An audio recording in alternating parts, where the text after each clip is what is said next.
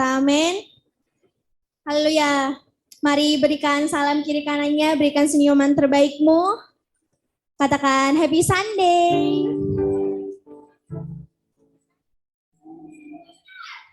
Haleluya. Mari berikan sukacita, mari tebarkan sukacita bagi teman-teman kita, bagi saudara-saudara kita. Haleluya. Saya juga menyapa yang menyaksikan melalui Zoom. Shalom saudara. Haleluya. Mari kita bersama-sama beribadah. Kita persiapkan hati kita, kita berikan yang terbaik bagi Tuhan. Haleluya, mari berikan kemuliaan bagi Tuhan kita. Haleluya, mari kita bersatu di dalam doa. Haleluya, terima kasih Bapa, terima kasih Allah kami yang baik, Allah kami yang besar, Allah kami yang maha kuasa. Kembali kami datang tempat ini, berkumpul, bersekutu bersama-sama jemaat Allah di tempat ini untuk memuji, memuliakan nama-Mu. Kami mau meninggikan nama-Mu melalui pujian dan penyembahan kami. Biarlah kiranya pujian dan penyembahan kami ini adalah pujian dan penyembahan yang berkenan kepadamu. Pujian dan penyembahan yang berkenan, yang benar, yang Engkau senangi. Terima kasih Bapa. Kalau Engkau masih boleh menuntun kami hingga saat ini semua karena anugerah-Mu, kami ada di tempat ini bersama-sama dengan keluarga kami, bersama-sama berkumpul dengan teman-teman kami, itu semua karena anugerah-Mu. Terima kasih Bapa, Engkau masih menolong kami, Engkau beserta kami di hari-hari kami menjalani hari-hari kami bersama-Mu. Engkau selalu menolong kami. Setiap yang terjadi di dalam kehidupan kami percaya semuanya karena Engkau, tidak ada yang kebetulan, semuanya adalah karena Engkau. Biarlah Tuhan, di dalam hari-hari kami apapun yang terjadi, orang-orang yang kami temui, orang-orang bisa melihat bahwa mereka melihat Allah di dalam hidup kami. Terima kasih Tuhan Yesus, terima kasih Allah kami yang hidup. Haleluya, haleluya. Kami mulai ibadah kami ini di dalam nama Tuhan Yesus. Haleluya, amin. Jemaat saya undang untuk duduk kembali. Mari kita persembahkan hati kita untuk Tuhan hari ini. Haleluya, Bapa besar sungguh kasih setia-Mu.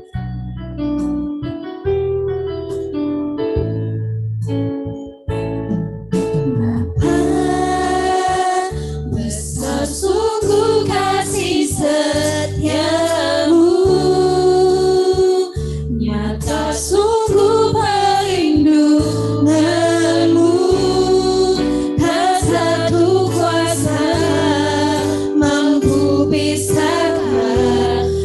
Aku dari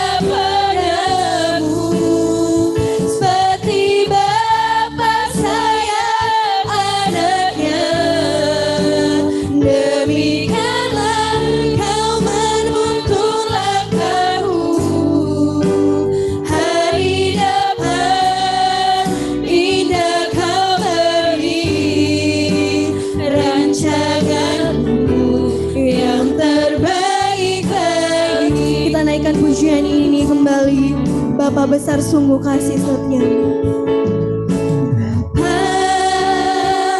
Besar sungguh kasih setiamu, nyata sungguh perlindunganmu, tak satu kuasa mampu pisahkan aku dari kasih-Mu. Bapa, ajarku selalu hormati-Mu, ajarku turut perintah-Mu, berikanku hati untuk menyembah-Mu dan bersyukur setiap waktu, seperti bangsa yang adanya. Demikianlah Engkau mengasihiku, Kau jadikan biji matamu, Kau berikan semua yang ada padamu, seperti Bapa sayang anaknya. Demikianlah Kau menuntun langkahmu, hari depan indah Kau beri, rancangan-Mu yang terbaik bagiku, seperti Bapa sayang anaknya. Demikianlah Engkau mengasihiku, Kau jadikan biji matamu, Kau berikan semua yang ada padamu, seperti Bapa sayang anaknya. Demikianlah Kau menuntun langkahku, hari depan indah Kau beri, rancangan-Mu yang terbaik bagiku, rancangan-Mu yang terbaik bagiku, rancangan-Mu, rancangan-Mu yang terbaik bagiku. Beri kemuliaan bagi Tuhan kita, haleluya. Mari sembah Dia saudara, mari naikkan pujian-Mu, mari naikkan pujian syukur-Mu kepadanya. Haleluya. Engkau Bapa yang baik.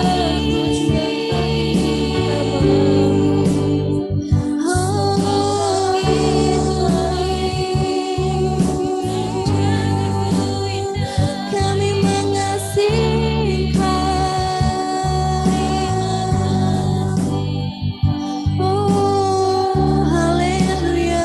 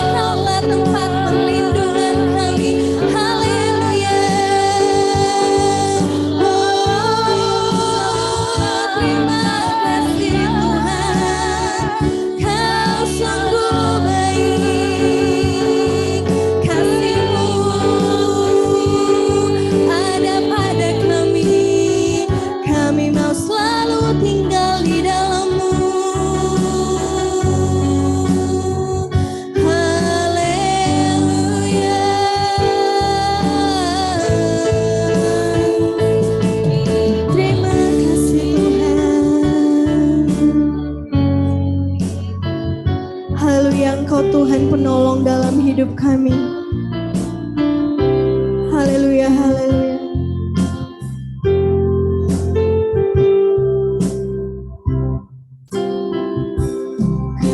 Tuhan, penolong dalam hidupku, ku percaya hanya kepadamu.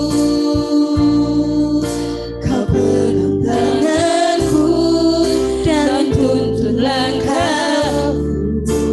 Yesus, kau perlindunganku.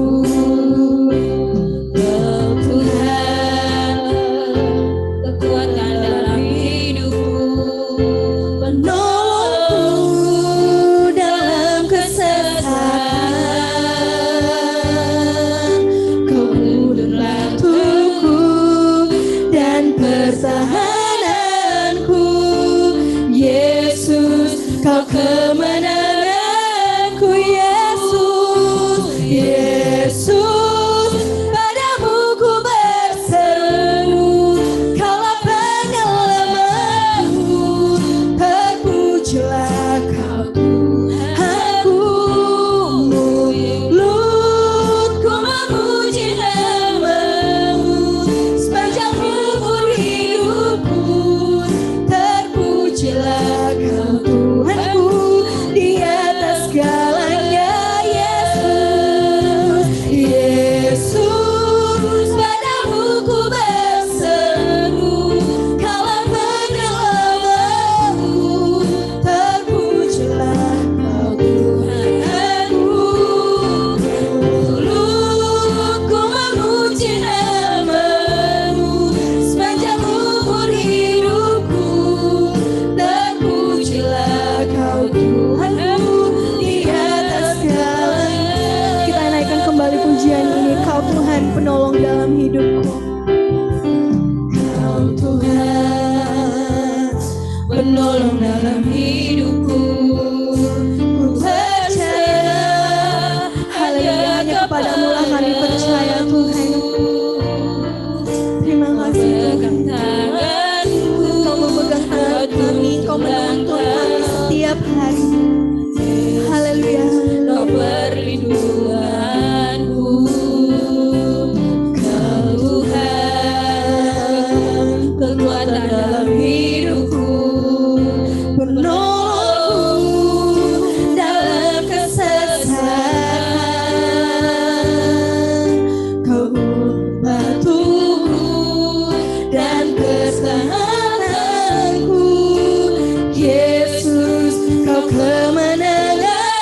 Yesus, Yesus, padamu ku berseru. Kaulah penyelamatku, terpujilah kau Tuhanku. Mulutku memuji namamu, sepanjang umur hidupku, terpujilah kau Tuhanku di atas segalanya. Kaulah sumber kuatku, kaulah kehidupanku, kaulah pertahananku. Ku percaya. Sekali lagi katakan, kaulah sumber kuatku. Kaulah sumber kuatku, kaulah kehidupanku, kaulah pertahananku. Ku percaya padamu.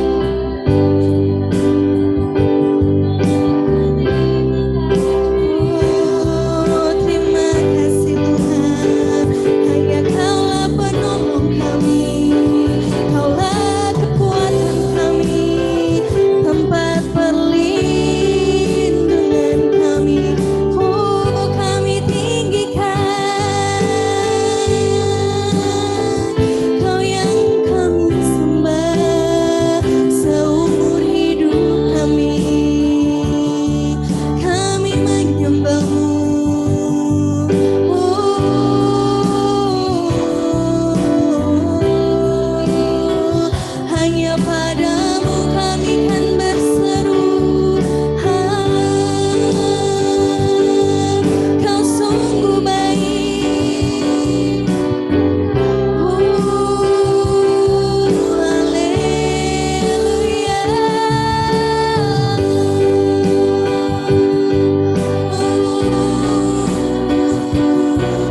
Kami merindukanmu, kami merindukanmu. Haleluya, haleluya.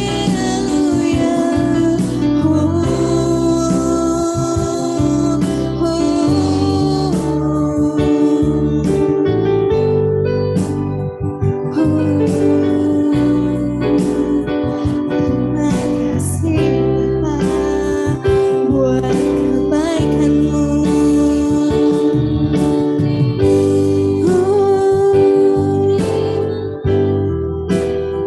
Hosana, hosana bagimu.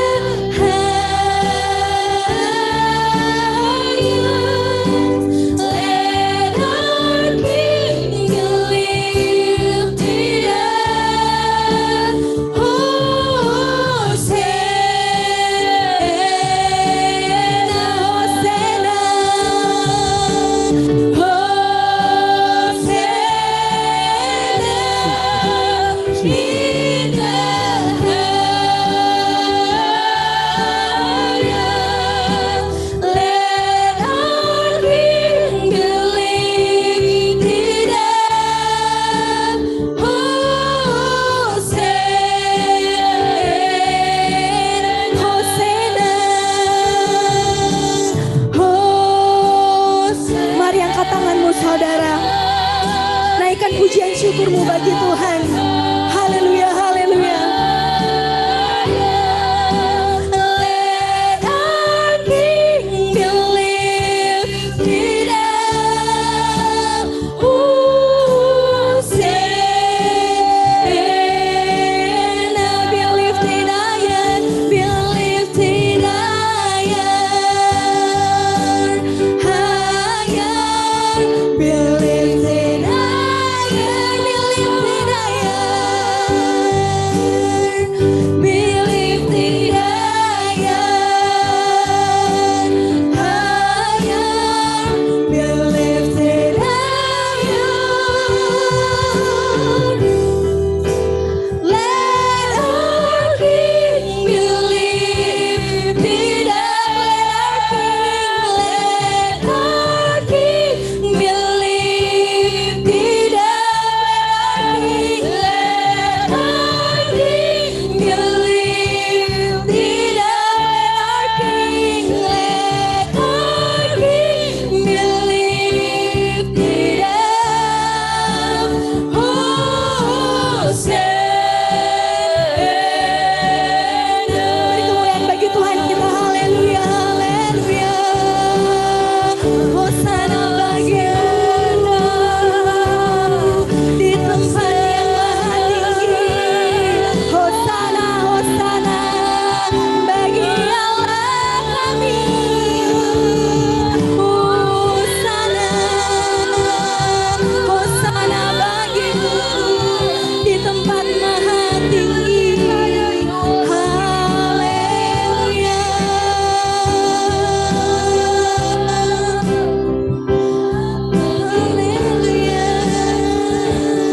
Hosana, hosana.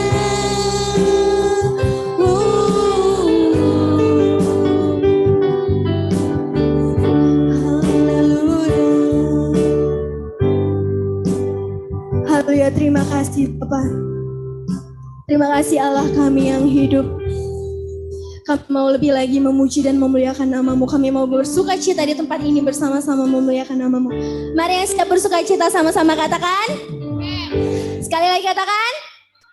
Haleluya, mari bangkit berdiri saudara. Haleluya, biarlah langit dan bumi memuji nama Tuhan. Amin. Haleluya. Pada saudara yang bersuka cita, coba tepuk tangan. Katakan yeay. Haleluya.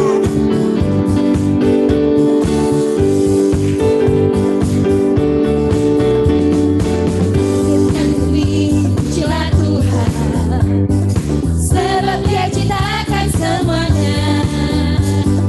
Keagungannya mengatasi langit bumi, sembah sujud di hadapan. Sekali lagi katakan langit dan bumi. Langit dan bumi, pujilah Tuhan, sebab Dia ciptakan semuanya. Keagungannya mengatasi langit bumi, sembah sujud di hadapan-Nya. Ku puji, ku sembah, ku puji, ku sembah Yesus Kristus Sang Penebusku. Ku puji, ku sembah, ku puji, ku sembah Yesus Tuhan dan Rajaku. Haleluya, amin. Haleluya, amin. Haleluya, amin. Haleluya, amin. Langit dan bumi, pujilah Tuhan, sebab Dia ciptakan semuanya. Keagungannya mengatasi langit bumi, sembah sujud di hadapan-Nya. Sekali lagi katakan langit dan bumi. Langit dan bumi, pujilah Tuhan, sebab Dia ciptakan semuanya. Keagungannya mengatasi langit bumi, sembah sujud di hadapan-Nya. Ku puji, ku sembah, ku puji, ku sembah Yesus Tuhan dan Penebusku. Ku puji, ku sembah, ku puji, ku sembah Yesus Tuhan dan Raja. Haleluya, haleluya, amin. Haleluya, amin. Haleluya, amin. Haleluya, amin. Haleluya, haleluya, amin. Haleluya, haleluya,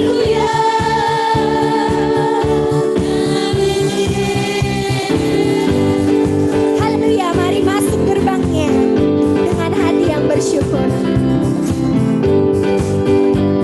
Masuki gerbangnya dengan hati bersyukur, halamannya dengan pujian. Kataku hari ini harinya Tuhan, ku bersuka sebab Dia. Sekali lagi katakan, ku masuk di gerbang. Masuki gerbangnya dengan hati bersyukur, halamannya dengan pujian. Kataku hari ini harinya Tuhan, ku bersuka sebab Dia gerakanku. Dia gerakanku, oh Dia gerakanku, ku bersuka sebab Dia gerakanku. Oh, Dia gerakanku, oh Dia gerakanku, ku bersuka sebab Dia gerakanku. Mari kaum bapak saja nyanyikan pujian ini.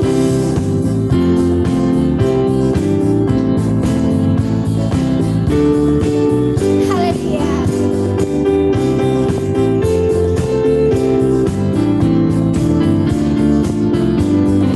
Gantian yang kaum wanita.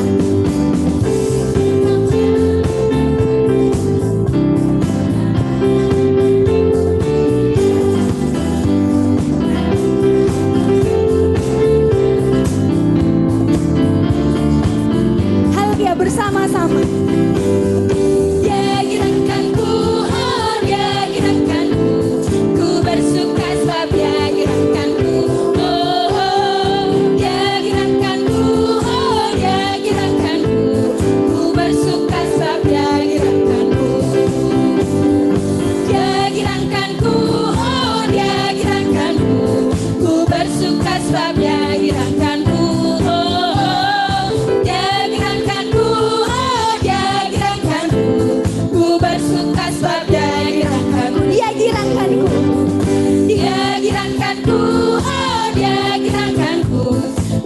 bersuka sebab Dia gerakkanku. Dia gerakkanku, Dia gerakkanku. Ku bersuka sebab Dia gerakkanku. Kalau girang itu gimana? Bersuka cita, amin. Haleluya. Naikkan lagi pujian ini dengan bersuka cita. Harus senyum ya. Gerbangnya dengan hati bersyukur, halamannya dengan pujian. Kataku hari ini harinya Tuhan, ku bersuka sebab Dia gerakkanku. Sekali lagi katakan, ku masuki gerbangnya dengan hati bersyukur, halamannya dengan pujian. Kataku hari ini harinya Tuhan, ku bersuka sebab Dia gerakkanku. Dia gerakkanku, Dia gerakkanku. Ku bersuka sebab Dia gerakkanku. Dia gerakkanku, Dia gerakkanku. Ku bersuka sebab Dia gerakkanku. Dia gerakkanku. Dia gerakkanku, Dia gerakkanku. Ku bersuka sebab Dia gerakkanku. Dia gerakkanku, Dia gerakkanku. Ku bersuka sebab Dia gerakkanku. Ku bersuka sebab Dia gerakkanku. Ku bersuka sebab Dia gerakkanku. Ku bersuka sebab Dia gerakkanku. Ku bersuka sebab Dia gerakkanku. Sekali lagi katakan, ku bersuka. Ku bersuka sebab Dia gerakkanku. Haleluya. Haleluya. Saudara bergirang karena Tuhan, amin. Haleluya. Silakan duduk saudara.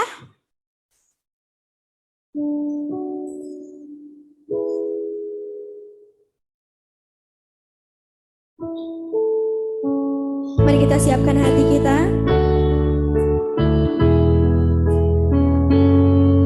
Haleluya, Dia Allah yang hidup.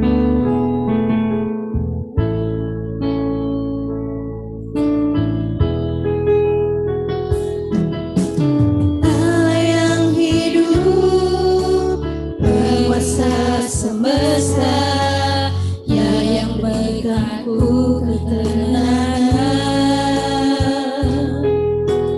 dalam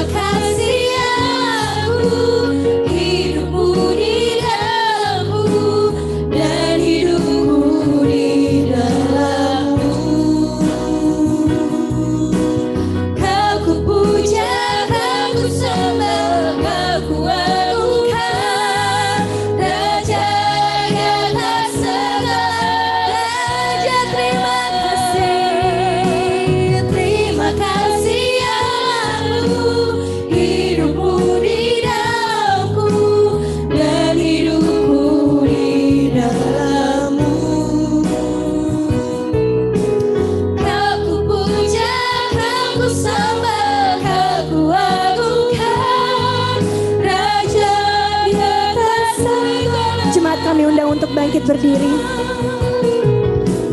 Terima kasih Allahku, hidupmu di dalamku dan hidupmu di dalammu. Kau ku puja, kau ku sembah, kau ku agungkan, Raja yang atas segala raja. Ku puja, kau ku sembah, kau ku agungkan, Raja yang atas segala raja. Kau ku puja, kau ku sembah, kau ku agungkan, Raja di atas segala raja.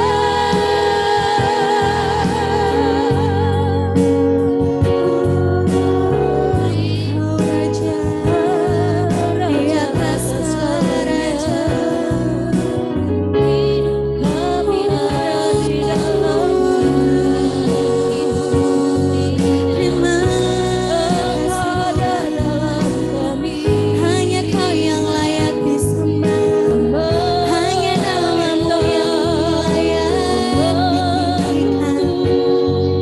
Haleluya, atas segalanya.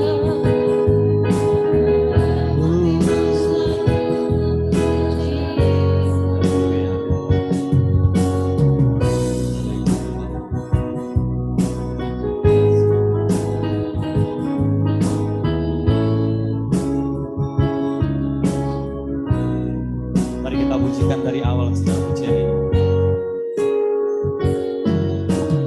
Allah yang hidup, penguasa semesta, Dia yang berikanku ketenangan. Dalam kasih-Nya ada sukacita, ku ingin selalu dekat padamu. Allah yang hidup, penguasa semesta, Dia yang berikanku ketenangan. Dalam kasih-Nya ada sukacita, ku ingin selalu dekat padamu. Terima kasih Allahku, hidupmu di dalamku dan hidupku di dalammu. Kau ku puja, kau ku sembah, kau ku agungkan, Raja di atas segala raja. Terima kasih Allahku, hidupmu di dalamku dan hidupku di dalammu.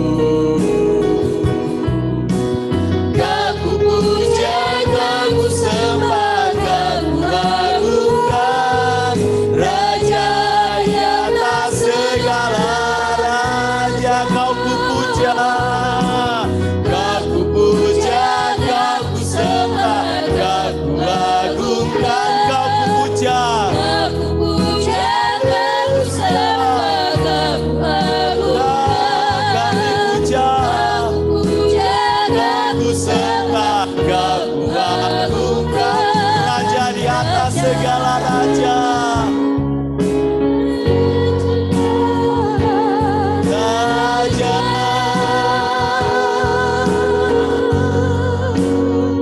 Haleluya, haleluya, haleluya. Sungguh kami puja Engkau, Allah yang hidup, Allah yang kami sembah, Allah yang mengerti apa yang selalu kami hadapi di masa-masa yang akan datang. Bahkan Engkau sendiri yang bekerja bagi kami. Terima kasih, terima kasih, terima kasih. Sungguh Engkau Allah, sumber pertolongan kami. Engkau Allah sumber kasih bagi kami. Engkau Allah yang setia bagi kami. Haleluya, haleluya, haleluya. Terima kasih Tuhan, terima kasih. Siang hari ini kami tahu Kau ada di tengah-tengah kami. Bahkan Kau ada di dalam kami. Kau ada di antara kami. Kasih-Mu yang mempersatukan kami. Hidup-Mu yang berlimpah-limpah yang mempersatukan kami. Terima kasih, terima kasih. Mari Kau yang terus membawa kami mengenal Engkau lebih dalam. Kami mengerti semakin dalam. Bahkan dari hal-hal yang sederhana. Kau Allah yang memperkenalkan diri-Mu setiap hari bagi kami. Terima kasih, terima kasih, terima kasih. Mari semuanya kita yang mau belajar, kita yang mau mendengarkan Tuhan berbicara bagi kita semua. Sama-sama katakan, amin. Silakan duduk, saudara. Shalom. Haleluya. Saudara merasakan Tuhan hari ini?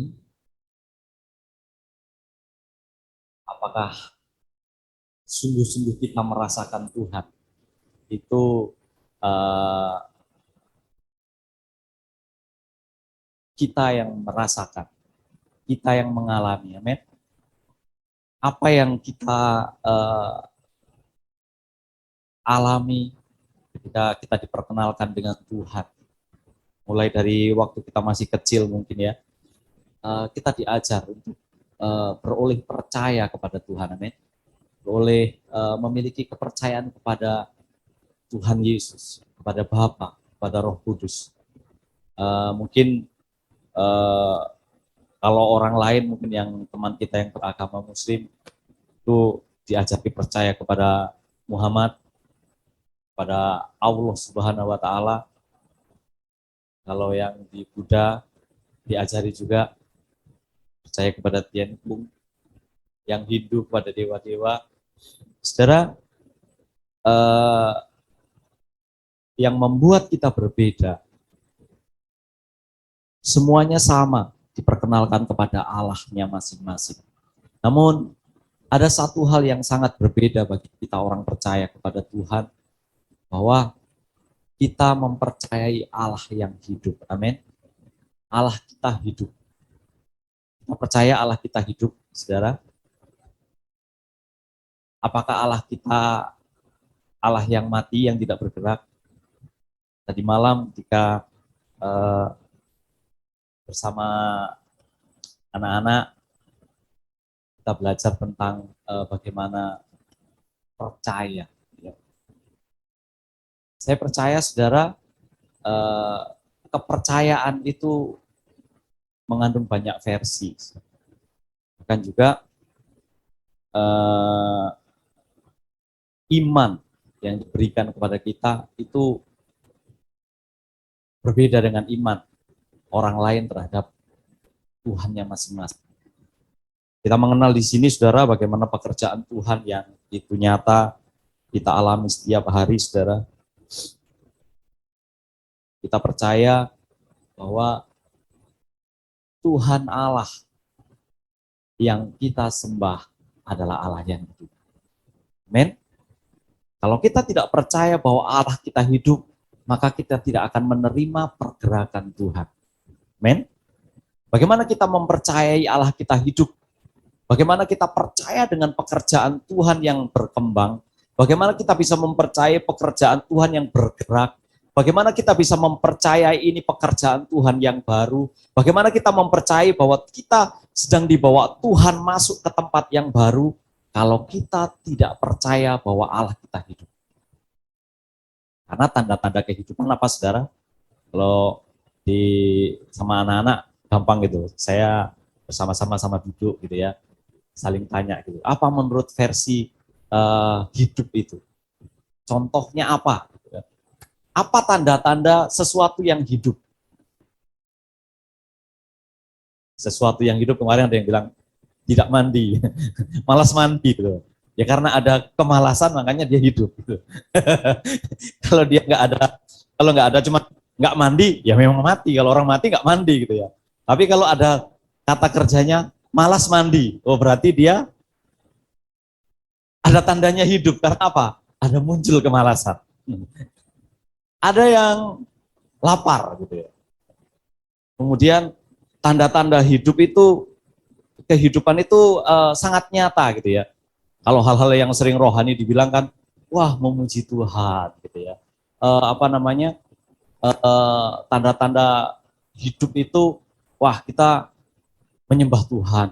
Kita punya rasa yang haus dan lapar akan Tuhan. Itu jawaban-jawaban rohani gitu ya.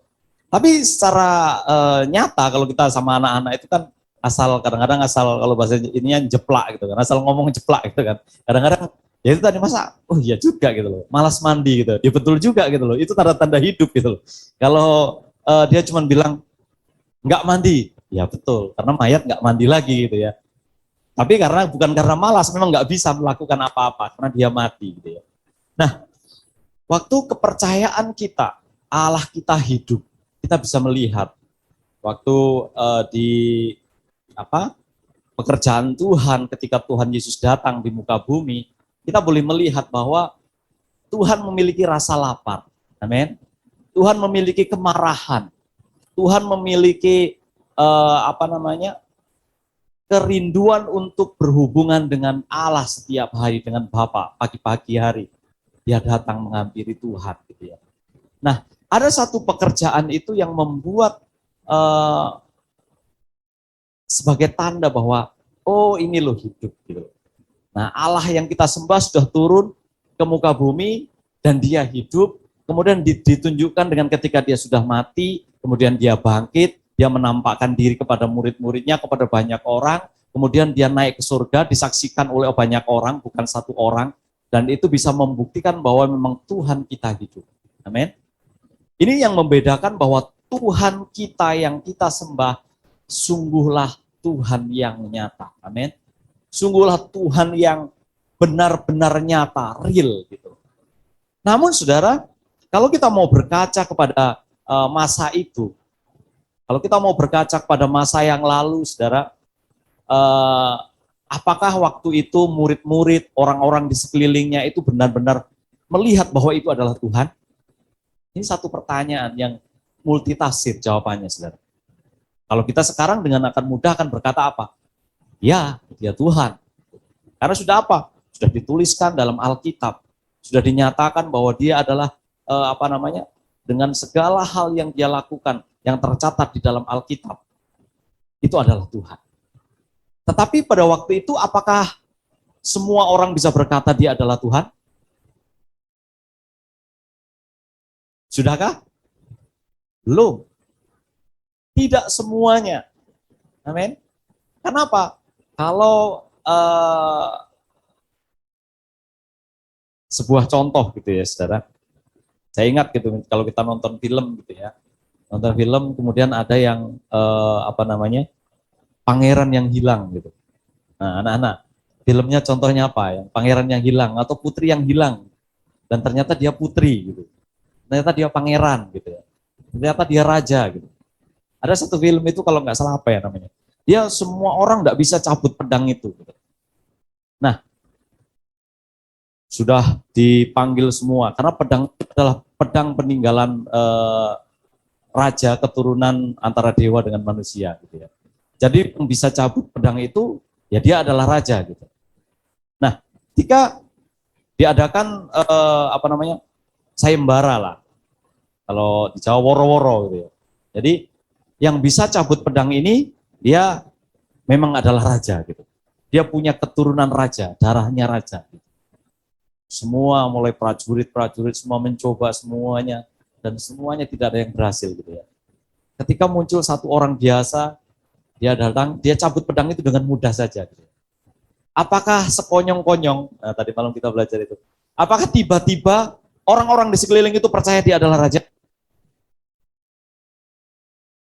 Halo? Tidak. Belum tentu semua orang itu percaya bahwa dia ada raja gitu loh. Karena apa? Bisa dibilang, kebetulan aja itu. Atau kebetulan ternyata mereka nggak tahu syaratnya gitu ya. Ternyata orang yang kesekian ribu yang cabut, baru orang itulah yang bisa cabut gitu. Kan bisa jadi kan gitu kan. Oh ternyata dia wah beruntung dia gitu. Karena apa? Pas di angka itu, pas dia yang cabut gitu. Kemudian berlanjut ternyata memang dia adalah raja yang hilang gitu, yang keturunan raja yang hilang akhirnya dan seterusnya dia sampai harus perjuangan yang panjang gitu. Akhirnya dia benar-benar menjadi raja itu. Nah, ketika dia sudah menjadi raja, ketika dia sudah membuktikan banyak hal, oh dia sampai benar-benar mengalahkan musuh terakhir dikatakan bahwa benar-benar disitulah dia dianggap sebagai raja. Wah, orang berkata, yes, dia raja, raja, raja, gitu kan. Nah, saudara, waktu Tuhan Yesus ada di muka bumi, saudara, dia menjadi sama seperti kita. Pagi-pagi dia datang kepada Tuhan. Kalau kita baca, pagi-pagi sekali dia datang kepada Tuhan. Dia berdoa untuk sepanjang hari. Aku melakukan apa yang kulihat Bapa lakukan. Jadi, dia mengizinkan Bapaknya setiap hari bekerja dalam dirinya. Amin. Nah, kepercayaan, tingkat kepercayaan, nanti kita akan belajar ke situ, saudara. Jadi, kita mengenal Allah yang bertumbuh ini dulu. Inilah yang membedakan bahwa benar-benar Allah kita itu Allah yang hidup, Allah yang memiliki pertumbuhan, Allah yang membawa kita kepada pertumbuhan. Amin.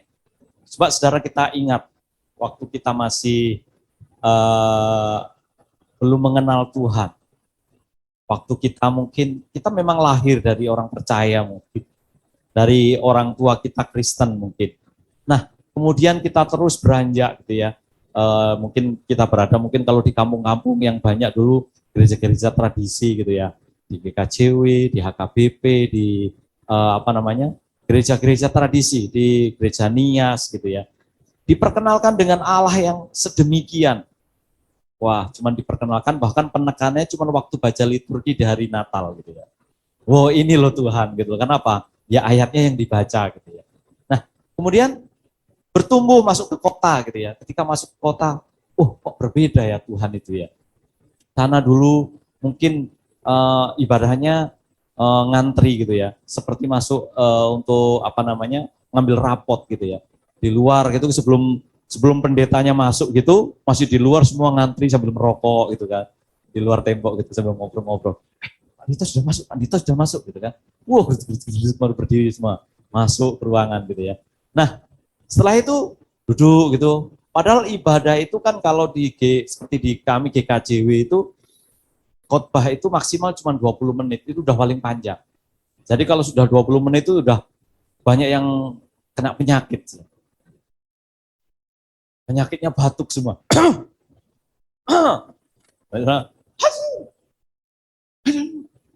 Gitu. Jadi banyak yang kena penyakit kalau di atas 20 menit gitu ya. Nah habis itu kita bertumbuh. Sudah pindah dari sana, masuk ke kota misalnya. Wah kenal. Atau mungkin masuk gereja yang baru. Biasanya gereja yang baru. Itu kalau di kampung, pertumbuhan gereja yang karismatik itu sangat lambat. Karena apa? Jadi buah bibir gitu ya. Orang yang pindah ke situ itu jadi omongan gitu. Wah itu panjang sekali itu. Kalau ke kota gampang saja. Oh kenal, akhirnya kenal. GPDI, GSJA, kemudian kenal GPI dan lain sebagainya. Bertumbuh. Kemudian kenal pada satu pengenalan yang lain. Seperti kita kemarin diperkenalkan dengan sesuatu yang baru. Namun berikutnya apa? Diperkenalkan lagi, naik lagi. Saudara, berbahagialah kita, bersukacitalah kita, karena kita mau terus mengikut Tuhan, mau terus mengikut proses pertumbuhan yang Tuhan inginkan. Walaupun namanya bertumbuh itu tidak mudah, saudara. Amin. Namanya bertumbuh itu pasti ada proses yang harus dilalui, betul? Kalau pohon saja ketika dia bertumbuh dia harus memanjangkan batangnya. Memanjangkan. Kalau kita juga memanjangkan badannya dan juga melebarkan badannya. Seringkali lebih banyak melebarkan badannya daripada memanjangkan badannya. Tanda-tanda pertumbuhan ada. Kalau orang-orang jauh dahulu kan kalau anaknya sakit gitu, dia mau pintar dia. Masa mau pintar harus sakit dulu gitu ya. Karena apa? Dianggap sebagai tanda bahwa anak kita sedang bertumbuh gitu kan. Demam gitu, karena apa? Tumbuh gigi, ada pertumbuhan. Oh, rupanya ini. Terus kalau yang sawanan gitu kan, oh ini sawanan ini mau pintar ini, mau besar ini, mau jalan ini gitu kan. Betul atau betul? Seringkali kan kita pakai itu kan, ukurannya untuk satu pertumbuhan ada satu proses kesakitan. Dan memang benarlah demikian, saudara. Waktu kita mengalami pertumbuhan, pasti ada kesakitan. Amin. Waktu kita mengalami satu pengenalan yang mendalam dengan Tuhan, kita mengalami aniaya dari dunia ini. Amin. Kita harus menyalibkan diri, kata Tuhan.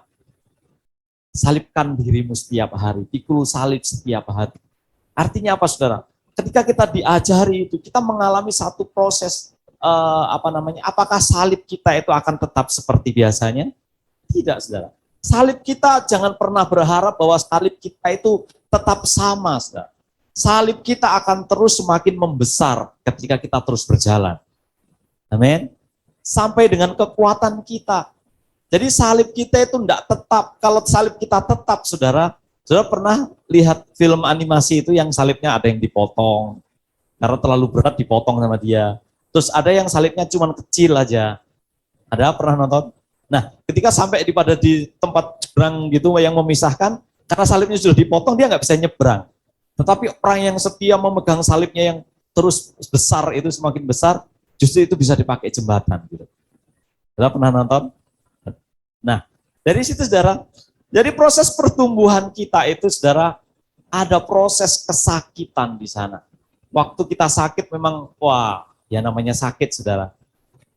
Terkadang walau walau yang sebelumnya kita bisa lolos dari kesakitan itu, ketika menghadapi kesakitan yang lebih besar yang mungkin hampir sama, terkadang kita lemah gitu ya. Terkadang kita, aduh Tuhan gitu. Tapi saudara, berbahagialah orang yang menguatkan dirinya kepada Tuhan setiap hari. Lagu-lagu yang lahir saudara di tempat ini saya percaya. Waktu saudara nyanyikan, ada satu hal yang menghiburkan kita bahwa Tuhan ada di antara kita. Amin. Kalau saudara nyanyikan lagu-lagu yang ada, yang lahir saudara tidak meneteskan air mata. Ada sesuatu yang harus kita lihat ke belakang. Kenapa? Terima kasih Allahku, hidupku di dalam dan hidupmu di dalamku. Saudara, benar-benarkah kita merasakan Tuhan hidup di dalam kita? Benar-benarkah kita merasakan sungguh Tuhan hidup di dalam kita? Saudara, tadi malam ketika sama anak-anak gitu, ketika kita belajar tentang percaya gitu ya. Waktu Tuhan Yesus berjalan, kemudian dia lapar, tandanya Tuhan Yesus hidup gitu ya. Kemudian Tuhan melihat pohon ara, ya kan? Kemudian gak usah pakai bahasa Jawa ya, sudah ketawa-ketawa. Kemudian karena tidak didapati buah di sana, saudara, Tuhan bilang apa? Mulai saat ini kau tidak akan berbuah lagi. Tuhan cuma ngomong begitu. Coba kita buka dulu di Matius 21.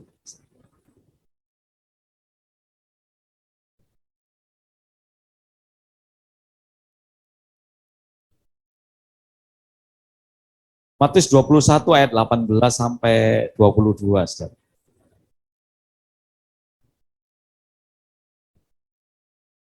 Saya baca saudara dengan cepat. Yesus mengutuk pohon ara. Pada pagi-pagi hari dalam perjalanannya kembali ke kota, Yesus merasa lapar. Dekat jalan ia melihat pohon ara lalu pergi ke situ. Tapi ia tidak mendapat apa-apa pada pohon itu selain daun-daunnya saja. Katanya kepada pohon itu, engkau tidak akan berbuah lagi selama-lamanya. Dan seketika itu juga keringlah pohon ara itu. Saudara, kalau dari awal sebelum sebelum ke sini saudara,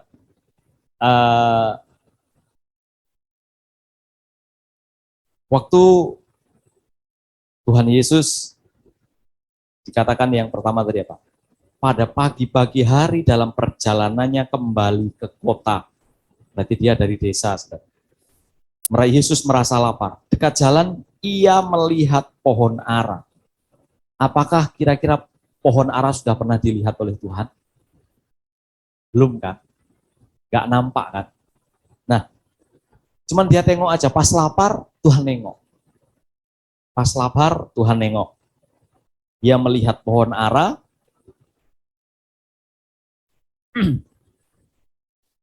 Tetapi ia tidak mendapat apa-apa pada pohon itu selain daun-daunnya saja.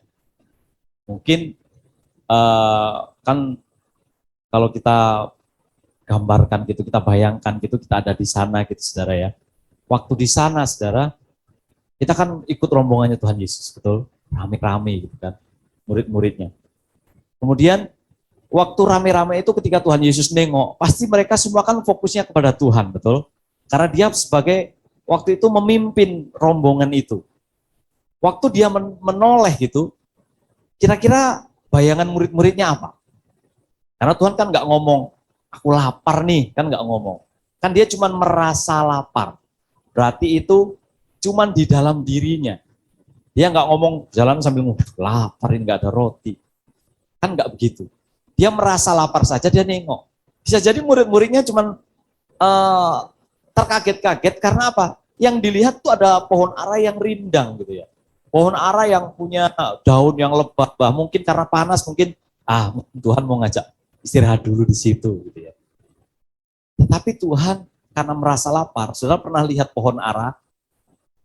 Tadi malam sudah dicari, sudah ketemu. Nanti saudara lihat sendiri di itu pohon ara itu seperti apa. Sepertinya itu bukan buah yang mengenyangkan kalau dilihat. Cuman nggak tahu alasannya kok Tuhan pingin makan pohon ara, buah ara itu. Tapi saudara sebelum lanjut saudara, sebelum lanjut ke sini saudara, ketika Matius menulis kejadian ini saudara, dan ketika rasul-rasul Tuhan yang lain, murid-murid Tuhan yang lain menulis cerita tentang Tuhan Yesus. Itu kan setelah Tuhan Yesus disalibkan dan setelah Tuhan Yesus bangkit, Tuhan Yesus naik ke surga, betul?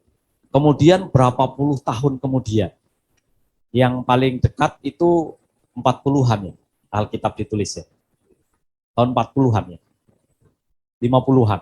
Berarti sekitar 20 tahun kemudian. Saudara, sekarang saya mau tanya. 20 tahun yang lalu, adakah di antara kita yang masih ingat perkara yang terjadi 20 tahun yang lalu? Ada? 20 tahun yang lalu berarti sekitar masih SMP atau SMA atau mungkin yang 40-an berarti sudah ini sebenarnya. Sudah beranak cucu. Belum bercucu, sudah beranak saja. 20 tahun kemudian, adakah yang ingat satu perkara mungkin yang benar-benar diingat sampai detail gitu? Ada? Cuman dua, kebaikan atau kesakitan.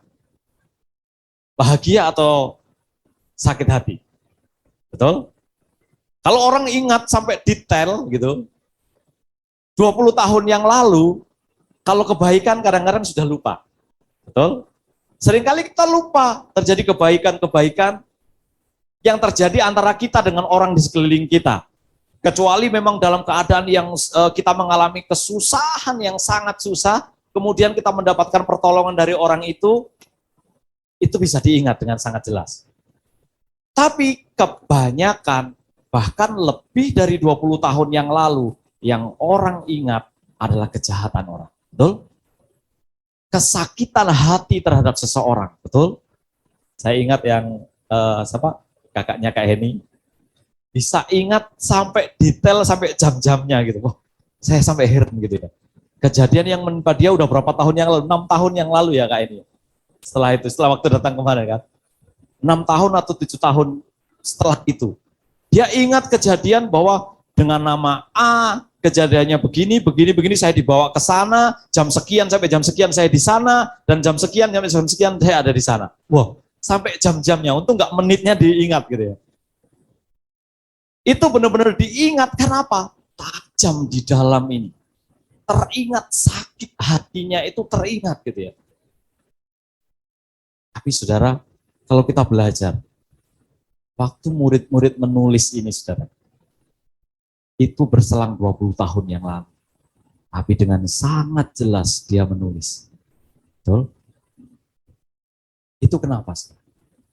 Karena dia mengalami hal yang sangat dalam dengan Tuhan.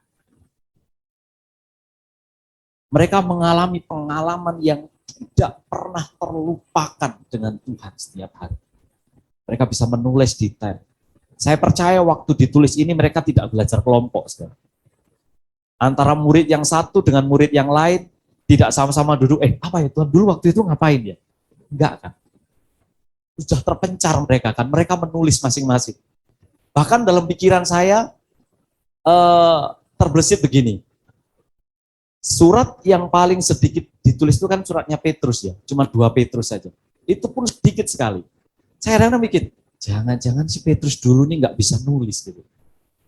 Terus dia suruh anaknya mungkin, kamu tulis gini gitu ya. Mungkin anaknya apa sih Pak? Ini intermezzo ya. Ini mungkin gitu, ada kemungkinan. Karena Petrus kan cuma jala gitu ya. Terus keras kepala, biasanya orang keras kepala tuh susah suruh hal-hal yang detail gitu. Bayangan saya, kenapa suratnya si Petrus itu sedikit gitu ya? Bisa jadi dia nggak bisa nulis gitu ya. Dia ceritakan sama anak. Yang paling banyak siapa? Paulus. Kenapa? Dia pintar nulis, dia orang yang pintar. Wah, mungkin sedikit saja dia tulis gitu. Tapi terlepas dari itu, saudara, pengalaman yang sangat mendalam, kejadian yang sangat masuk ke dalam hidup murid-murid membuat mereka sangat jelas ketika dia menuliskan. Saudara, sebelum Alkitab ini ditulis, saudara, sebelum murid-murid menuliskan cerita-cerita tentang pengalaman bersama dengan Tuhan, gitu, saudara. Setelah Tuhan Yesus terangkat ke surga, pasti mereka terus mengingat Tuhan menceritakan, mengingat Tuhan menceritakan, mengingat Tuhan menceritakan, betul?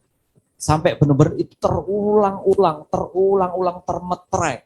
Kalau saudara pernah nonton film The Book of Eli bahasa Inggrisnya apa nggak tahu, pokoknya Eli aja lah ya.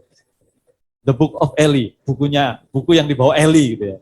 Nah, dia bawa buku itu, pokoknya dari segala keadaan dia harus selamatkan buku itu, lebih penting daripada apapun. Dia rela mengorbankan apapun demi buku itu gitu.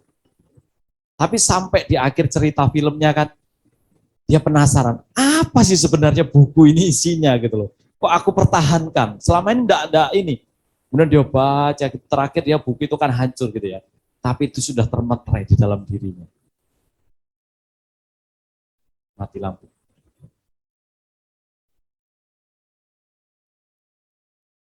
Nah, saudara,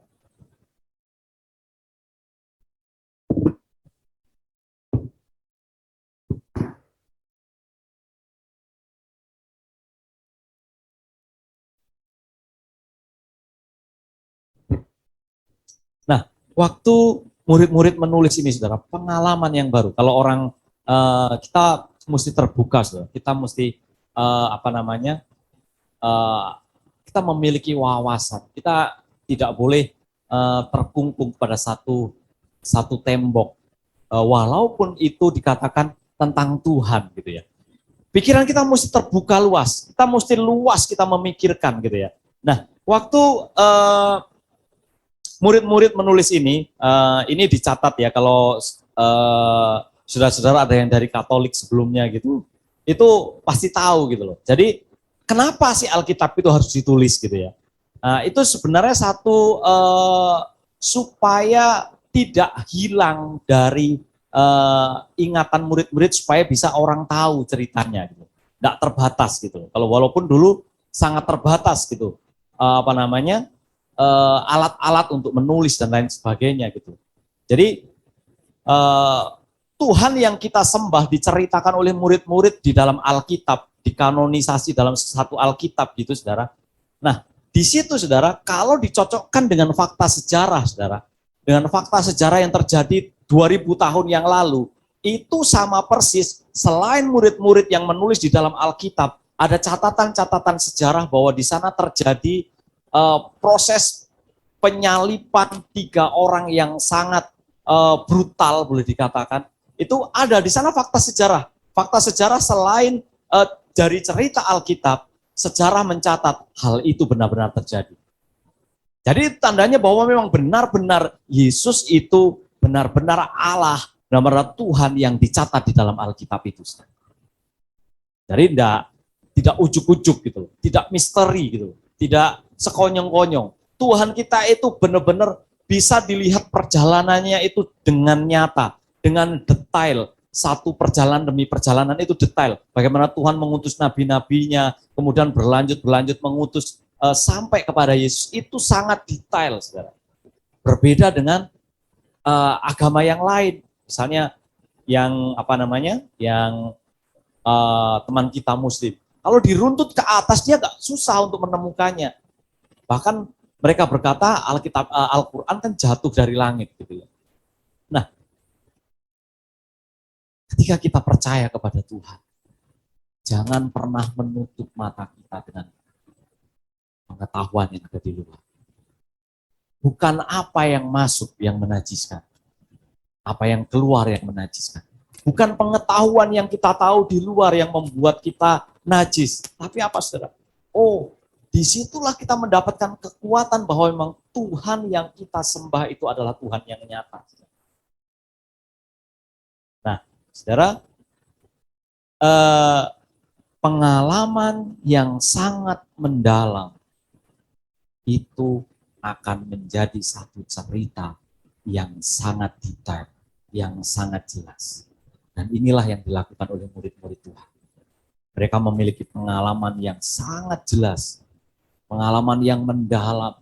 Bahkan kalau mau dibilang seperti Petrus, saudara bisa bayangkan mendalamnya hati Petrus dengan Tuhan, saudara. Nah, dia menyangkal Tuhan. Pasti dia akan berkata ketika dia mengingat itu, dia akan menyesal, saudara. Dia akan mengingat waktu dia mengingat, kenapa aku menyangkal Tuhan gitu ya. Kalau dulu aku tidak menyangkal Tuhan, aku berani mati, aku udah mati waktu itu. Betul? Kalau dia mau berkata, mungkin dia bisa disalibkan bersama-sama dengan Tuhan. Dia akan mengingat, kenapa. Tapi ketika Tuhan datang, dia pulihkan Petrus. Itu sangat mendalam. Waktu kejadian itu mendalam, Tuhan masih mengasihi aku. Waktu itu dia masih samar-samar, mungkin. Apakah benar dia ini Tuhan? Ketika dia menyangkal, apakah benar dia ini Tuhan? Kalau Tuhan, kenapa dia nggak bisa lepas dari penangkapan ini? Bisa jadi muncul pikiran demikian dalam Petrus, saudara. Makanya dia muncul, kenapa sampai, bayangin dia adalah orang yang terdekat dengan Tuhan, kenapa dia bisa menyangkal Tuhan? Bahkan dia berkata, aku nggak kenal dia. Coba saudara bayangkan. Mana menyesalnya kalau Tuhan itu tidak hidup, dia akan berkata, oh memang benar. Kalau Tuhan itu nggak mati dan nggak bangkit, nggak naik ke surga, dia akan berkata, memang salah aku mengenal dia. Memang benar aku menyangkal dia. Tapi sekarang, waktu yang pertama mengenal Tuhan samar-samar. Kemudian ketika Tuhan datang, Simon anak Yohanes, apakah engkau mengasihi aku? Simon anak Yohanes, apakah engkau mengasihi aku? Satu luka penyesalan yang dia alami berulang-ulang. dengan Allah yang sudah nyata bangkit. Pesan yang sangat mendalam ini, saudara, tak akan pernah bisa dilupakan. Pengalaman hidup kita bersama dengan Tuhan, saudara, tidak akan pernah bisa kita lupakan. Kalau pengalaman itu benar-benar pengalaman yang mendalam dengan Tuhan. Kalau kita tidak mengalami pengalaman, bagaimana kita mengalami pengalaman yang mendalam dengan Tuhan? Melalui penganiayaan, melalui keadaan yang tidak baik, keadaan yang menjepit kita, keadaan yang membuat kita nggak bisa keluar, keadaan yang membuat kita jadi lemah, saudara. Tapi ketika kita datang dengan Tuhan, ada satu pengharapan yang menguatkan kita. Itu sudah cukup bagi kita. Waktu kita punya masalah, saudara, kita berharap kita selesai dari masalah, betul. Kita berharap, kenapa? Bagaimana nanti, bagaimana nanti, bagaimana nanti. Itu membuat kita semakin lemah, semakin tidak berdaya lagi. Tapi saudara, waktu kita mau mengambil keputusan, Tuhan, sudah mau gimana lagi? Kira-kira saudara, waktu kita berbuat salah, saudara, apakah Tuhan ada di sana? Menurut saudara. Waktu kita melakukan kesalahan, waktu kita mengambil jalan yang berbeda dari yang dimau Tuhan, apakah Tuhan ada di sana? Ada? Ada atau tidak? Ada. Tuhan ada sebenarnya. Karena apa? Karena dia ada di dalam kita. Terus kenapa Tuhan nggak mengingatkan kita? Itu kan pertanyaannya. Terus kenapa Tuhan kamu dulu diam aja? Betul? Waktu kita melakukan kesalahan. Kenapa Tuhan diam aja nggak ngomong? Saudara, Tuhan seolah-olah dia hanya diam saja. Tapi dia sedang menantikan proses itu. Dia sedang menantikan prosesnya. Mau seperti apa ini? Kau mau datang? Atau kau mau terus lanjut dengan kesalahan? Amin. Apa yang membedakan antara Petrus dengan Yudas Iskariot, saudara? Sama-sama melakukan kesalahan, betul? Sama-sama melakukan kesalahan. Tapi semuanya sudah terlanjur. Semuanya sudah semuanya sudah kadung terjadi. Dicatat di sini bagaimana Petrus ketika dia mendengarkan ayam berkokok 3 kali, saudara. Dia menangis sesungguhnya. Dia menangis menyesal. Yudas Iskariot, apa yang dilakukan? Dia juga menyesali, saudara. Bahkan dia bawa uang itu dikembalikan, betul? Ada satu langkah yang sama. Datang, mencoba untuk memperbaiki kesalahan. Tapi saudara, yang membuat berbeda, saudara. Waktu kita sudah salah langkah, saudara. Kita sudah salah langkah dan tidak bisa diulang lagi, saudara. Apa yang telah kita ambil harus kita hadapi, betul? Harus kita hadapi. Nah, ketika menghadapi itu, saudara, waktu kita dalam kondisi yang tidak punya kekuatan apa-apa, saudara, Petrus memiliki pengharapan. Dia mungkin ketika Tuhan disalib, dia tahu, dia menangis. Dia menangis, tersengguk-sengguk Tuhan disalibkan. Karena pada saat dia mengetahui bahwa perkataan Tuhan itu, setelah ayam berkokok 3 kali, gitu ya, itu tandanya kamu sudah menyangkal aku 3 kali. Gitu. Kamu sudah menyangkal aku 3 kali. Dia menyesal, saudara, sepanjang, bayangin setelah itu kan ada proses berapa hari sampai Tuhan disalibkan, sampai Tuhan dikubur hilang, tidak ada di kuburannya. Itu saudara berapa lama saudara dia menantikan. Dia begitu menyesal, saudara. Mungkin Alkitab tidak catat kejadian Yudas, tapi pasti sebelum Tuhan Yesus dibangkitkan, dalam masa-masa dekat itu Yudas sudah mengambil keputusan. mengakhiri dirinya. Tapi Petrus melihat pengharapan. Pengharapannya ternyata benar perkataan Tuhan. Ternyata benar perkataan guruku. Sungguh mungkin ini memang benarlah dia Tuhan. Mungkin dia meraba-raba demikian. Dia melihat ada satu harapan. Ada satu harapan bahwa ada kesempatan aku mengalami. Minta maaf sama Tuhan. Itu dilihatnya sebagai sebuah harapan. Hal-hal itu, saudara, hal kejadian-kejadian yang dialami oleh murid-murid, saudara, semuanya itu membuat satu pengalaman yang tidak bisa dilupakan, dan mereka dengan jelas menuliskan, bahkan yang dituliskan oleh beberapa murid itu sama persis kejadiannya, saudara. Betul? Kalau di Alkitab elektronik, saudara pencet bintangnya itu sama, oh di sini sama, oh di sini sama. Murid yang lain juga mencatat yang sama. Kenapa hal itu terjadi, saudara? Mereka benar-benar mengalami satu keadaan bahwa mereka memiliki kedalaman dengan Tuhan setiap hari, saudara. Mereka memiliki kedalaman dengan Tuhan. Mungkin ketika mereka setelah waktu menulis ini, saudara, si Matius menulis cerita tentang pohon ara ini. Ketika dia menulis cerita ini, pasti dia mengingat sambil ketawa gitu nulisnya. Gitu. Karena apa? Mereka dulu nggak ngerti Tuhan ini mau ngapain gitu loh. Nah, kita kembali ke Matius 21 tadi cerita ini, saudara.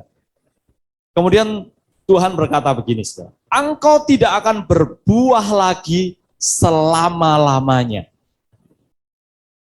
Terus apa yang terjadi, saudara? Dan seketika itu juga keringlah pohon ara itu. Saudara, kering. Kalau udah kering artinya apa, saudara? Langsung mati, betul. Kalau kering, pasti mati, pasti rontok semua daunnya. Yang rindang tadi langsung rontok, saudara. Langsung kering. Seketika itu juga keringlah pohon ara itu. Saudara, ini menjadi pertanyaan murid-murid pada saat itu. Makanya ditulis di sini dikatakan begini, melihat kejadian itu tercenganglah murid-muridnya lalu berkata, bagaimana mungkin pohon ara itu sekonyong-konyong menjadi kering. Saudara, kenapa murid-murid masih berkata demikian pada saat itu, saudara? Karena mereka belum percaya seutuhnya bahwa Tuhan Yesus itu adalah Tuhan. Tuh. Masih ada keraguan, kenapa kok bisa kayak gitu? Karena pada saat itu juga di lingkungan orang-orang Yahudi, di lingkungan orang-orang Israel pada saat itu juga dikatakan banyak penyihir-penyihir juga, betul? Banyak dikatakan ahli-ahli sihir. Bahkan tradisi itu sudah ada sejak zaman waktu Musa mau membawa bangsa Israel keluar, itu di Mesir juga sudah ada yang demikian. Pasti terbawa sampai ke bangsa-bangsa yang lain. Jadi saudara, ada satu kepercayaan yang tidak seutuhnya di antara murid pada saat itu.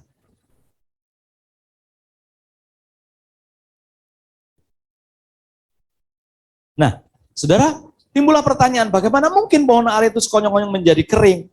Lalu jawab Tuhan Yesus apa, saudara? Aku berkata kepadamu, sesungguhnya jika kamu percaya dan tidak bimbang, kamu bukan saja akan dapat berbuat apa yang kuperbuat dengan pohon ara itu, tetapi juga jikalau kamu berkata kepada gunung ini, beranjaklah dan tercampaklah ke dalam laut, hal itu akan terjadi. Dan apa saja yang kamu minta dalam doa dengan penuh kepercayaan, kamu akan menerimanya. Saudara, Tuhan mengingatkan murid-muridnya, karena kamu tidak percaya, karena kamu bimbang. Saudara ingat cerita sebelum ini, saudara, waktu Tuhan Yesus, murid-muridnya datang kepada Tuhan Yesus, guru, kenapa kami tidak bisa melepas, mengusir setan yang ini? Tuhan bentak murid-muridnya kan, hai kamu angkatan orang yang kurang percaya.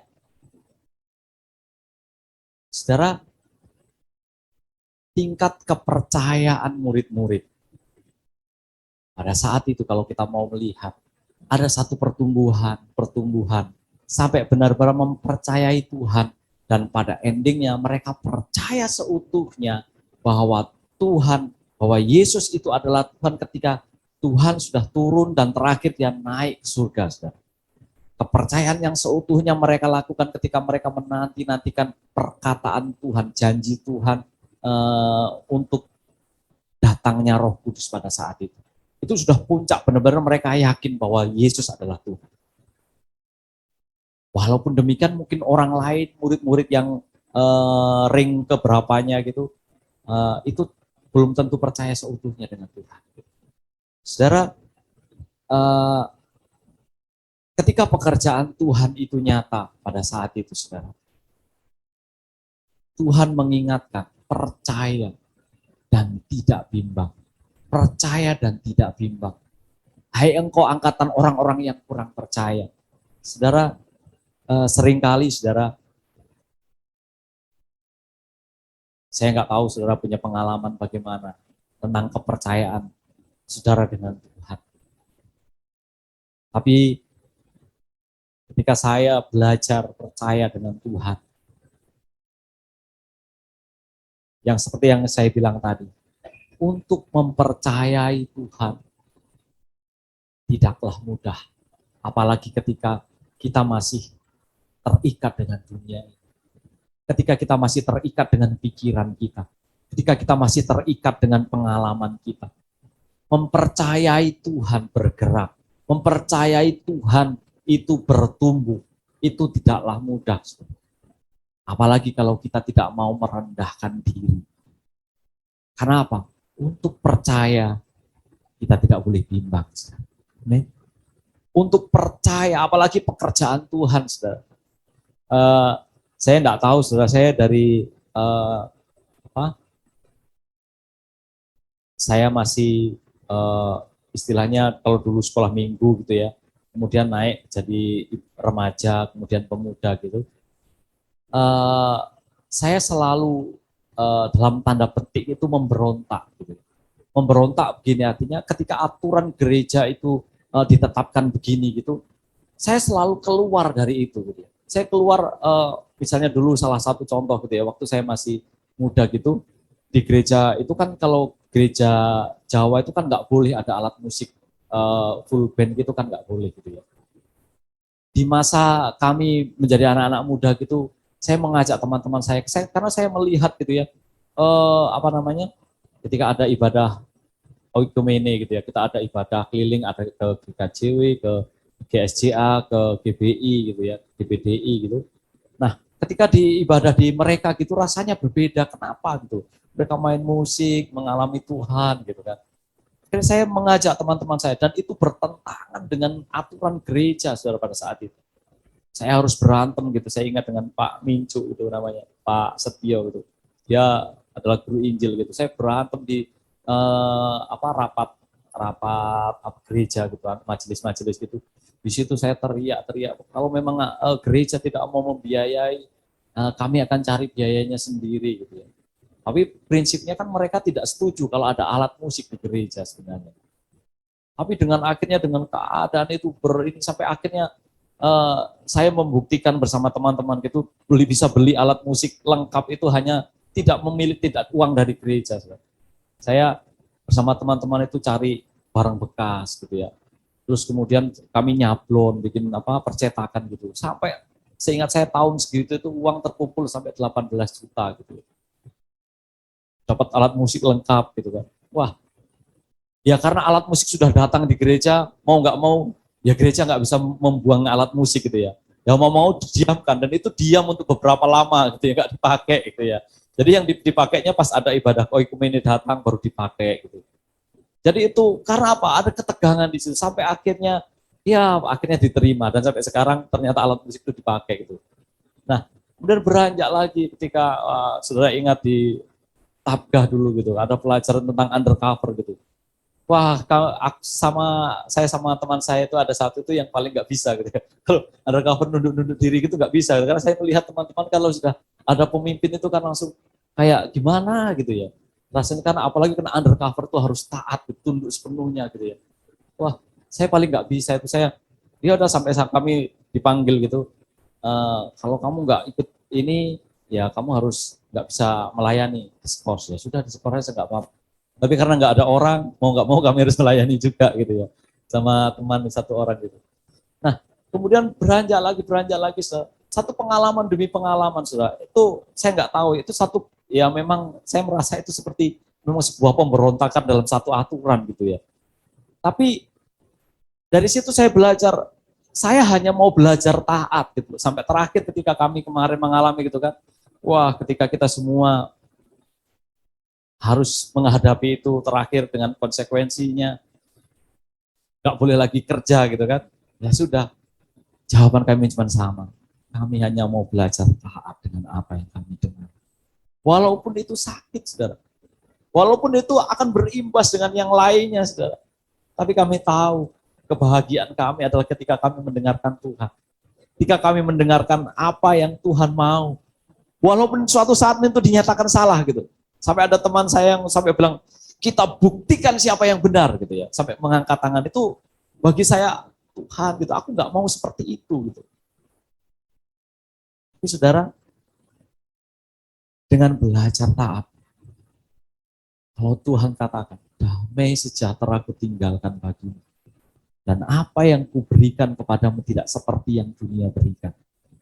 Saudara, tingkat kepercayaan kita mungkin diuji, bimbang. Bagaimana kemarin ketika teman-teman kita meninggalkan kita. Ketika semua left gitu, saudara. Ada yang telepon, ada yang ini, saudara. Waktu itu saya dalam kebimbangan, maksudnya kebimbangan, karena memang awal-awal kita tahu, saudara, bersama-sama itu sangat keras gitu ya, itu satu proses yang sangat keras. Saya menempatkan begini, saya bilang sama istri saya, kemudian saya bilang sama teman yang, kalau saya, teman yang satu kan bilang gitu, kalau saya nggak bisa Pak berdiri dengan dua muka seperti itu. Kalau saya enggak, ya saya enggak. Kalau saya iya, ya saya iya. Tapi bagi saya hanya berkata, Tuhan, aku tidak, mungkin aku punya prinsip yang sama dengan orang itu. Tapi saudara, dalam hati saya, kalau itu tidak dalam hati saya, ya tidak. Walaupun itu sakit. Gitu. Nah, ketika itu saya hanya bilang, ya sudah Pak, posisi saya sekarang ini sebagai jangkar. Saya bilang, dalam keadaan kapal mungkin terombang-ambing gitu. Bapak mau menghantam, nggak berani langsung kepada nahkoda. Bapak hantam di bawah, silakan. Apa-apa. Saya masih begini Pak, saya begini Pak, saya begini. Karena saya tahu, saudara, waktu kita nggak boleh lagi pakai buku itu dan akhirnya nggak boleh pakai nama yang sebelumnya gitu, saudara. Saya bilang sama waktu di radio, sudah kita lepaskan saja. Karena begini, saudara. Saya punya pemahaman, nggak tahu ini benar atau salah. Bagi saya, pemahaman saya begini. Waktu kita mengikut Tuhan, saudara. Waktu kita mengikut Tuhan, itu nggak bisa dibatasi dengan apapun. Saudara.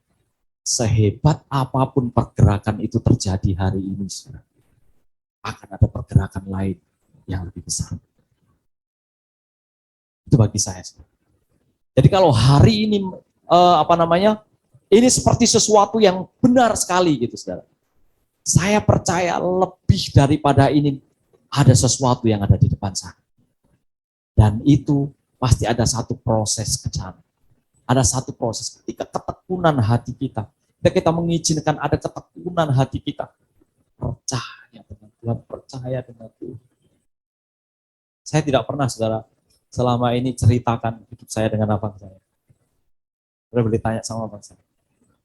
Terakhir kemarin, saudara, saya ceritakan. Saya boleh melihat, saudara, jawaban yang saya terima adalah Tuhan. Padahal jawabannya sama, cerita abang saya yang dulu. Saudara ingat cerita Pak Gembala kita, kalau mau datang sendiri Tuhan, kurangi beban sedikit Tuhan. Atau terakhir Tuhan bilang, bisa nggak kamu datang, nggak usah bawa beban. Jawabannya sama.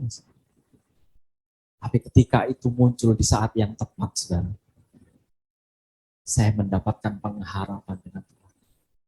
Sesuatu yang harusnya terasa berat sudah langsung lenyap, saudara.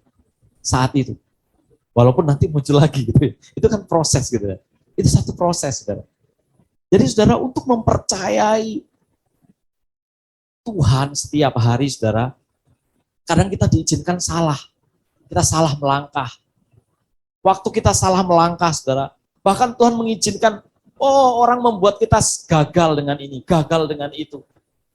Tuhan tunjukkan di depan mata kita ketika kita, Tuhan ini nanti masalahnya selesai dengan ini gitu. Tapi ketika di hari yang saat itu juga Tuhan katakan, enggak selesai, enggak selesai. Tuhan katakan, sudah selesai. Walaupun belum selesai. Saya ingat perkataan kepala kita, kamu sudah sembuh, kamu enggak ada penyakit. Karena apa, saudara? Kita hanya mau belajar. Jangan pernah takut salah ketika kita mengikut Tuhan. Jangan pernah takut. Cuman begini saja, saudara. Waktu kita salah, ya sudah, kita harus tanggung resikonya. Kita hadapi resikonya, tetapi kita percaya Tuhan mengajarkan hal-hal yang lebih mendalam bagi kita. Hal-hal yang lebih detail bagi kita. Jadi saudara, kalau lagunya Tuhan Yesus tidak berubah, tidak berubah, tidak berubah. Tuhan Yesus tidak berubah, tak berubah selama-lamanya. Harusnya Tuhan Yesus selalu berubah, selalu berubah, selalu berubah. Tuhan Yesus selalu berubah dan berubah selama-lamanya. Artinya apa, saudara? Kalau Tuhan Yesus tidak berubah, pergerakan Tuhan dalam hidup kita tidak berubah, Tuhan sedang mati dalam kita. Tapi kalau kita harus siap berkata, Tuhan berubah-ubah. Kenapa muncul? Tuhan kok gak tolong aku? Tuhan kenapa sih? Kok gak ingatkan aku? Kalau Tuhan tidak berubah, Dia akan mengasihi kita, Dia akan biarkan kita tidak berubah juga. Sehingga kita tidak mengalami perubahan dalam hidup kita. Tapi waktu Tuhan membiarkan kita, membiarkan dirinya ikut berubah bersama dengan kita, Dia sedang menunjukkan perubahan Dia yang nyata. Amin, saudara. Jadi artinya bukan diartikan Tuhan Yesus pelin-pelan. Tapi bisa juga sih. Tuhan pelin-pelan ya. Tapi yang sesungguhnya yang tidak berubah adalah kasih-Nya Dia harusnya, saudara. Kasih Tuhan tidak berubah. Itu yang betul, saudara. Tidak berubah. Tidak berubah. Saudara, kedalaman hati kita dengan Tuhan ditentukan oleh tingkat kepercayaan kita mempercayai Tuhan setiap hari. Pergerakan Tuhan yang selalu berubah. Saudara siap dengan perubahan? Saudara siap dengan perubahan, misalnya nanti tiba-tiba Tuhan berubah.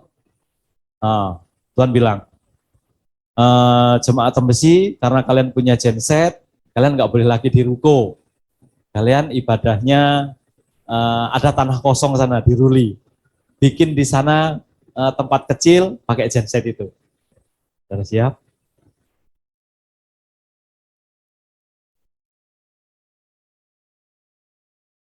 Tiba-tiba rukonya sudah berhenti, tidak disewakan lagi. Tapi saya percaya, kita sudah teruji. Tinggal kita masuk dalam ujian itu terus setiap hari. Amin. Kita beradaptasi dengan teman-teman yang baru. Kita memiliki teman yang baru, Pak Nababan ya, sama-sama dengan kita. Perubahan akan terjadi setiap hari. Itu menandakan bahwa kita hidup. Amin, saudara. Ada kehidupan. Gereja kita sedang hidup di dalam Tuhan. Ada satu perubahan demi perubahan yang harus siap kita hadapi bersama-sama. Dalam segala keadaan kita. Besi menajamkan besi. Manusia menajamkan sesamanya. Mungkin di antara kita ada yang saling menajamkan. Percayalah, saudara. itu sedang membuat kita tajam dan memiliki pengalaman yang mendalam dengan Tuhan. Sampai ketika Tuhan melihat kita seperti Tuhan melihat pohon ara yang tidak siap dilihat. Karena kalau pohon ara itu siap dilihat, dia akan berjuang untuk menghasilkan buah, saudara. Dia akan menghasilkan mungkin sebiji saja, sebenarnya sudah cukup bagi Tuhan. Karena dia menahan lapar. Kalau dia bersiap, dia tahu Tuhan mau nengok dia gitu. Atau mungkin di situ ada pohon ara yang lain, kita juga nggak tahu, nggak diceritakan gitu. Pohon ara ini kok yo pas gitu. Kalau bahasa ini dilalai gitu, kok pas gitu loh. Kok ya aku gitu loh pohon aranya gitu ya. Akhirnya jadi kering gitu. Nah kita saudara, apakah kita mau seperti pohon ara itu saudara? Di saat ini kau tidak akan berbuah lagi selama-lamanya, maka keringlah pohon ara. Saudara, kita mesti siap kapan Tuhan mau. Kita mesti siap kapan Tuhan mau nengok kita, menginginkan apapun dari kita. Tuhan nengok kita siap. Tuhan menginginkan apa dari kita hasilkan itu bagi Tuhan. Haleluya. Mungkin itu yang saya sampaikan.